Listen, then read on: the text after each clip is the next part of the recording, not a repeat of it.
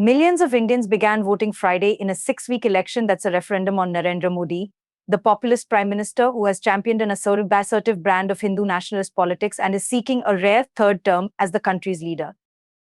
The voters began queuing up at polling stations hours before they were allowed in at 7 a.m.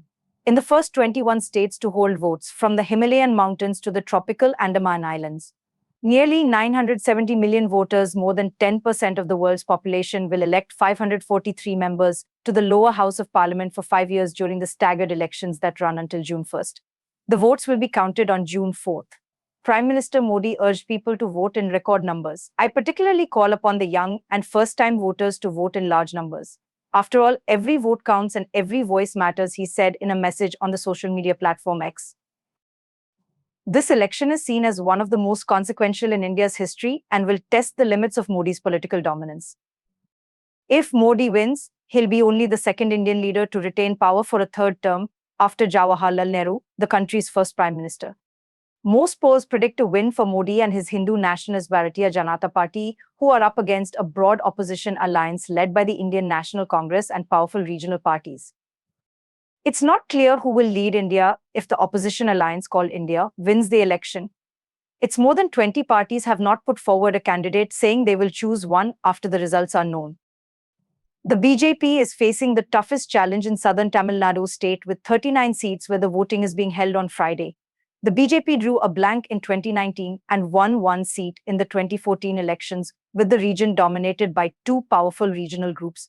The election authority has set up voting stations for nearly 320 relief camps, where more than 59,000 men, women and children are living. In the 2019 elections, the BJP and its allies had won 39 of 102 seats where the voting is taking place on Friday. These include Rajasthan, Uttarakhand and West Bengal states.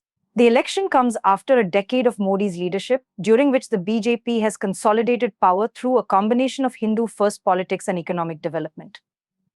Modi has ratcheted up Hindu nationalist rhetoric on the campaign trail and has sought to present himself as a global leader.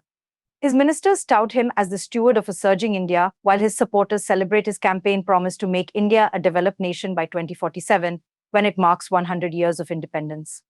But while India's economy is among the world's fastest growing, many of its people face growing economic distress. The opposition alliance is hoping to tap into this, seeking to galvanize voters on issues like high unemployment, inflation, corruption, and low agricultural prices that have driven 2 years of farmers' protests. Critics warn that Modi has turned increasingly illiberal and that he could use a third term to undermine India's democracy. His Hindu nationalist politics, they argue, has bred intolerance and threatens the country's secular roots. Modi has a very authoritarian mindset. He doesn't believe in democracy. He doesn't believe in parliamentarianism, said Christophe Jafflot, who has written about Modi and the Hindu right. Modi insists that India's commitment to democracy is unchanged. He told a Summit for Democracy meeting in New Delhi in March that India is not only fulfilling the aspirations of its 1.4 billion people, but is also providing hope to the world that democracy delivers and empowers. The Indian leader enjoys vast popularity among India's 1.4 billion people. His BJP dominates in Hindi-speaking northern and central parts of India and is now trying to gain a foothold in the east and south to capture a two-thirds majority. Modi and other BJP candidates have repeatedly vowed to take at least 400 seats. Any party that comes back for a third term, and with a brute majority, is a scary prospect for democracy, said Arati Jarat, a political commentator. Modi's 2 terms have seen civil liberties in India come under attack and it implementing what critics say are discriminatory policies. Peaceful protests have been crushed with force. A once free and diverse press is threatened, violence is on the rise against the Muslim minority, and government agencies have arrested opposition politicians in alleged corruption cases.